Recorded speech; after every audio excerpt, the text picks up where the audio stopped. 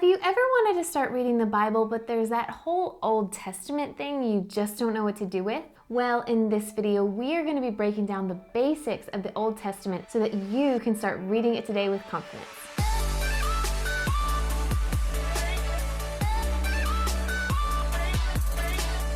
What's up, everybody? This is Ronnie. And Mel. And on this channel, we give you weekly tools and inspiration to help you find God and walk with Him in your daily life. So if that's something you need, consider subscribing, and don't forget to hit the notification bell so you never miss an episode. Also, we have a free gift for you at the end of this video that will help you as you dive into the Bible, so make sure you don't miss it. So if you're new to the Bible, it can be really intimidating to get started, especially if you're trying to read through the Old Testament. Well, today we're going to give you a basic overview of the Old Testament so you will be able to understand it for yourself. The whole Bible, including the Old Testament, is one big story. And not just any story, it's God's story. It's history.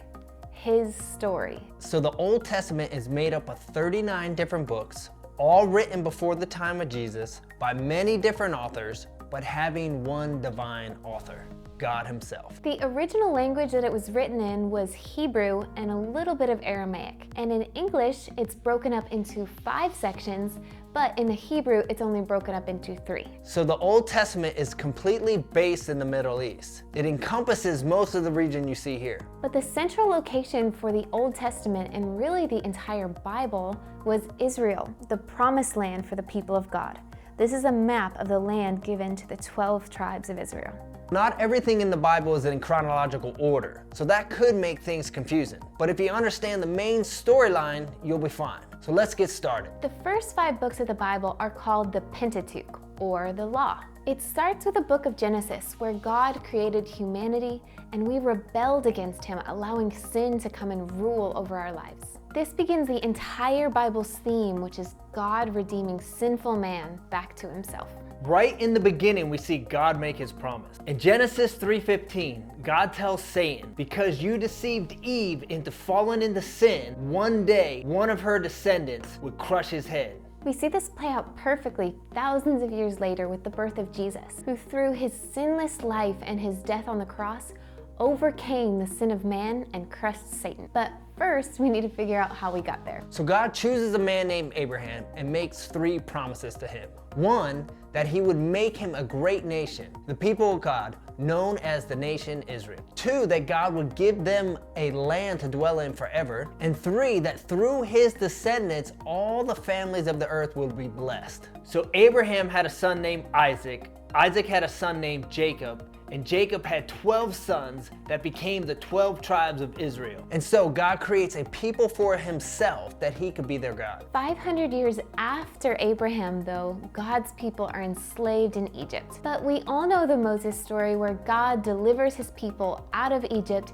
and He gives them the law. And the law was the terms for a holy God to be able to dwell with an unholy people. And it had blessings if the people obeyed, but curses if they disobeyed. So the rest of the Pentateuch explains the law, and we end this section with God's people being commissioned to go and possess the land that was promised to Abraham. The next section is the historical books, which make up the entire storyline of the whole Old Testament. It begins with God's people entering into the promised land and fighting their enemies with God on their side so that they can possess that land. So after that, we see God's people continually struggling to trust in God and to live rightly. Sound familiar? Israel's story is our story. God keeps sending them what are called the former or early prophets and judges to try to keep them from falling off track, but they keep going their own way. Finally, the Israelites demand that God sets a king over them like all the nations around them. God just simply wasn't enough for them. And the greatest king is one that we all know, King David, you know, the one who slayed Goliath, that one. And he leads the people of God into a time of prosperity and a time of seeking the Lord in Jerusalem like never before. But quickly things take a turn for the worse, and generation after generation, we see bad king after bad king leading the people into wickedness, even though there was a promise of a king greater than King David. Eventually, the 12 tribes have a civil war and split. Israel became the northern kingdom, and Judah became the southern kingdom. This is the time period where God raised up the latter prophets prophets who warned Israel to turn from their sin, or else the curses that God said would happen to them back in the law would happen. But they didn't listen, and so God took away the promised land from his people. Eventually, Israel gets taken out by the Assyrians, and Judah gets taken into exile by the Babylonians. But after that, God rose up other prophets who came to Israel to encourage them that if they turned back to God, God would restore them to the land, and he would send them that king that they were longing for. There is a distinction between what is known as the minor prophets and the major prophets. All that mean is some have shorter writings and some have longer. Because the prophets are some of the hardest books in the entire Bible to understand, partially because they're not in chronological order, we actually made a chart to help you guys. If you can understand the timeline in when in history each prophet prophesied, you'll be able to understand it so much better. Some prophets prophesied before the exile to warn them to turn back to God. Others prophesied in the middle of the exile, and others prophesied afterwards to encourage them and to warn them again and make sure they lived rightly.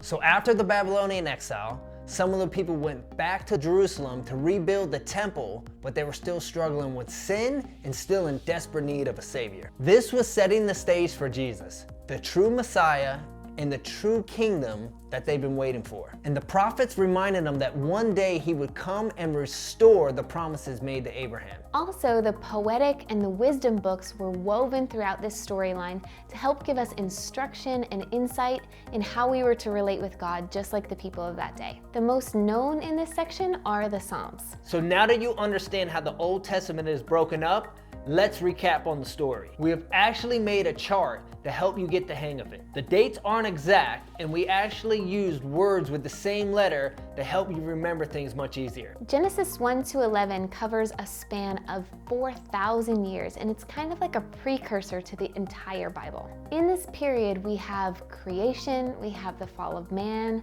we have the flood in Noah's Ark, and we have the culmination of man's sin in the Tower of Babel. It shows us the dire need for God's redemption plan. Around 2000 BC, we have God's election of a man named Abraham and a people that were brought forth through him called Israel. The leaders of that day were the patriarchs, or the forefathers of the faith, Abraham, Isaac, and Jacob. Then there was 400 years of silence in Egypt.